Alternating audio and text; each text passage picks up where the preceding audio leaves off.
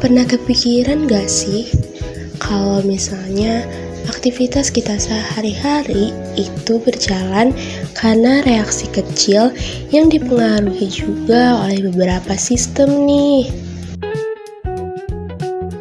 Kira-kira reaksi apa ya itu? Yuk kita lihat ke pembahasan metabolisme lebih lanjut. Semua organ dalam tubuh kita bekerja sama membentuk metabolisme. Metabolisme adalah kumpulan reaksi kimia yang diubah menjadi energi. Jadi, tubuh kita diibaratkan pabrik yang berisi alat-alat, yaitu organ yang bekerja sama untuk membuat satu sistem, yaitu metabolisme. Prosesnya itu ada dua, yang pertama katabolisme dan yang kedua anabolisme. Yang pertama, katabolisme adalah proses pemecahan molekul kompleks menjadi molekul yang lebih sederhana dengan melepaskan energi. Yang kedua, anabolisme, yaitu pembentukan molekul kompleks dari molekul sederhana dengan memerlukan energi. Nah, selanjutnya ada 5 jalur yang dilalui oleh metabolisme. Yang pertama, glikolisis, di mana proses pemecahan glukosa menjadi asam piruvat untuk menghasilkan energi. Energi yang dihasilkan berupa energi ATP. Yang kedua, siklus Krebs, di mana siklus Krebs ini adalah tahapan lanjutan dari glikolisis yang berada di mitokondria, yang bertujuan untuk menghasilkan energi dan elektron yang berenergi tinggi. Nah, selanjutnya yang ketiga itu adalah rantai transport elektron, di mana ini merupakan tahapan terakhir di mitokondria yang berusaha untuk menghasilkan energi atau ATP dalam jumlah yang sangat besar. Terus yang keempat itu adalah beta oksidasi lemak, di mana ini merupakan proses memecah asam lemak menjadi energi di dalam tubuh. Yang terakhir itu adalah fotosintesis, di mana ini merupakan proses mengubah cahaya matahari menjadi energi kimia yang berupa glukosa. Nah, selanjutnya ada dua faktor yang dapat mempengaruhi kinerja metabolisme. Pertama, faktor internal. Contohnya itu seperti genetika, enzim, kondisi sel, dan hormon. Hormon yang dimaksud di sini itu hormon seperti tiroid, insulin, ataupun adrenalin. Nah, selanjutnya itu ada faktor eksternal yang mempengaruhi proses metabolisme. Di sini ada 4. Yang pertama itu suhu, yang kedua itu aktivitas fisik, yang ketiga itu makanan, dan yang terakhir itu adalah usia. Nah, kalian juga tahu kan kalau tadi enzim ini berperan dalam proses metabolisme. Enzim berperan sebagai biokatalisator untuk mempercepat laju reaksi tanpa ikut habis bereaksi. Nah, perlu diketahui juga bahwa tanpa enzim, proses metabolisme akan berjalan sangat lambat, sehingga badan tidak bisa hidup. Nah, selanjutnya mari kita simak penjelasan yang secara detail. Halo teman-teman semua, kalian tahu nggak sih di dalam sel terdapat proses metabolisme yang sangat penting bagi kehidupan. Nah, dalam proses metabolisme ini, sel akan memerlukan berbagai zat yang diperlukan oleh tubuh. Salah satunya adalah enzim. Nah, enzim itu adalah proses katalis yang berfungsi mempercepat reaksi di dalam tubuh tanpa ikut habis bereaksi. Tanpa adanya enzim, reaksi dapat berjalan secara lambat dan organisme tidak dapat bertahan hidup. Nah, perlu diketahui juga, semua enzim itu pasti protein, tetapi tidak semua protein itu enzim. Mau tahu nggak sih gimana rangkaian panjang dari proses pembentukan enzim? Nah, enzim ini berawal dari DNA. DNA ini merupakan gen yang menyimpan kode genetik.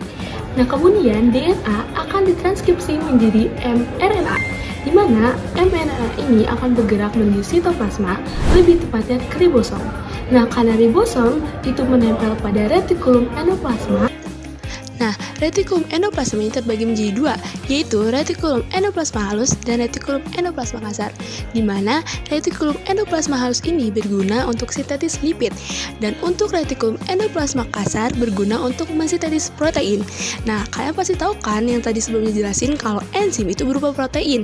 Nah, dia maka akan bergerak menuju retikulum endoplasma kasar. Di sini, dia akan dibentuk dan diterjemahkan menjadi rantai polipeptida, di mana mana rantai ini nantinya akan dibentuk menjadi suatu enzim yang aktif.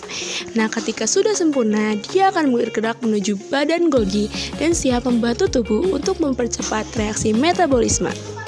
Selanjutnya adalah fungsi enzim. Yang pertama untuk mempercepat reaksi kimia dalam tubuh yang habis bereaksi atau habis digunakan. Dan yang kedua untuk bertindak sebagai katalisator yang meningkatkan efisiensi reaksi. Dan yang terakhir mengatur metabolisme dengan mengatur laju reaksi yang diperlukan oleh tubuh atau yang diperlukan oleh sel. Nah, selanjutnya itu adalah sifat-sifat enzim. Yang pertama, enzim berperan sebagai biokatalisator, di mana enzim dapat mempercepat suatu laju reaksi dengan cara menurunkan energi aktivasi.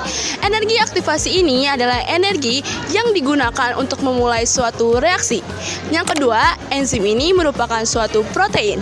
Yang ketiga, enzim dapat bekerja secara bolak-balik atau reversible. Contohnya, dia dapat mengubah glukosa menjadi amilum dan amilum menjadi glukosa. Yang keempat, enzim bersifat spesifik, yang dimana ketika enzim ditempeli dengan substrat yang tidak sesuai dengan bentuknya, dia tidak akan mau menempel atau tidak akan menghasilkan produk. Dan yang terakhir, enzim pada suhu yang tinggi dia akan berdenaturasi, yaitu mengurangnya efisiensi akibat perubahan ikatan. Lanjut nih ke struktur enzim. Kalau misalkan di aslinya bisa diibaratkan kayak gini, atau kalau kalian mau lebih jelasnya itu ada di gambar satu ini. Nah, untuk struktur enzim tersendiri itu biasanya terdiri dari sisi aktif yang nantinya akan ditempeli oleh substrat dan akan menghasilkan produk. Nah, untuk struktur enzim ini terdiri dari dua komponen, yaitu ada apoenzim dan juga kofaktor.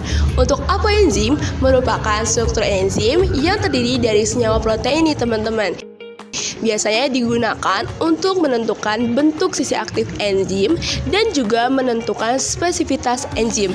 Biasanya ini juga dipengaruhi oleh suhu serta pH enzim tersendiri. Selanjutnya itu ada kofaktor. Kofaktor juga merupakan struktur enzim yang terdiri dari senyawa non-protein. Biasanya ini juga terbagi menjadi dua, yaitu kofaktor organik dan kofaktor anorganik. Untuk kofaktor organik tersendiri itu biasanya kayak vitamin, flavin maupun hem. Nah, kofaktor organik juga terbagi lagi menjadi dua, yaitu koenzim dan gugus protesik. Di mana koenzim tersendiri itu merupakan struktur enzim atau gugus yang ikatannya tuh tidak kuat, jadi gampang terdialisis. Contohnya kayak NADH, FADH maupun vitamin B. Nah, untuk struktur enzim ini, koenzim ini, dia itu digunakan untuk menyalurkan reaksi atau zat kimia dari enzim satu ke enzim lainnya. Nah, selanjutnya itu adalah gugus protestik. Ini sebaliknya, dia merupakan gugus yang ikatannya tuh sangat kuat dan gak gampang terurai di larutan. Contohnya kayak FAD. Nah, ada kofaktor lagi yaitu kofaktor anorganik. Biasanya ini tuh ion-ion logam seperti Mg2+, Mn2+, dan juga Cu+. Dia berguna sebagai katalis primer yang nantinya akan menjadi tempat untuk substrat terikat dan menjadi stabilisator enzim agar enzim tetap aktif nih teman-teman. Selanjutnya ada dua cara kerja enzim. Yang pertama lock and key, di mana situs aktif enzim ini sudah memiliki tempat yang kaku atau tempat yang cocok yang sesuai dengan bentuk substratnya. Nah, pada tipe spesifitas tinggi hanya beberapa substrat yang cocok yang bisa menempel. Nah, bisa kita analogikan seperti kunci dan gembok, di mana kunci ini akan bertindak sebagai substrat dan gembok akan bertindak sebagai enzim. Nah, si gembok ini akan bisa dibuka atau bisa dihubungkan dengan kunci yang pas. Nah, yang kedua itu ada induced speed atau bisa kita sebut dengan hand in glove. Nah, pada situs aktif ini akan bersifat fleksibel, di mana substrat mendekat, enzim akan menyesuaikan bentuknya untuk memeluk substratnya. Setelah reaksi selesai, enzim akan bersifat atau kembali semula seperti awal. Nah, setelah penjelasan panjang tadi, yuk kita adain kuis sebentar. Let's go!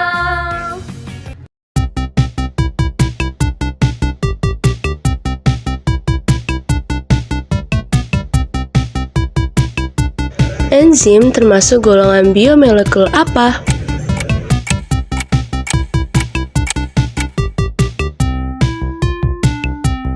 Jawabannya adalah B, yaitu protein. Pengaruh suhu terhadap enzim, jika suhu terlalu tinggi menyebabkan apa? Jawabannya denaturasi. Energi utama sel yang dihasilkan dari metabolisme disebut NADH. Salah, karena yang benar itu adalah ATP.